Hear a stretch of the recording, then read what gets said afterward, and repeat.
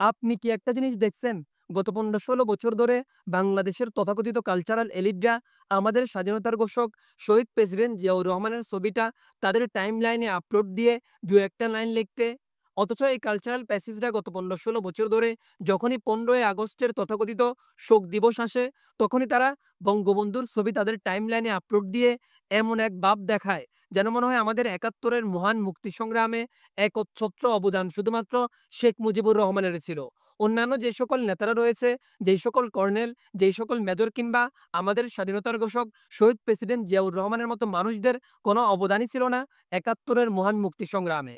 এই কালচারাল প্যাসেজরা ১৫ই আগস্টের তথাকথিত শোক দিবসে এমন এক ভাব দেখায়, যেন মনে হয় বাংলাদেশের জন্ম হওয়ার পিছনে, বাংলাদেশ স্বাধীন হওয়ার পিছনে একচ্ছত্র অবদান শুধুমাত্র শেখ পরিবারের ছিল। দেখেন, নতুন বাংলাদেশ গড়তে হলে আমাদেরকে এই সকল কালচারাল প্যাসেজদের প্রশ্ন ডিল করতে হবে। না হলে আপনি কখনোই নতুন বাংলাদেশ গড়তে পারবেন না।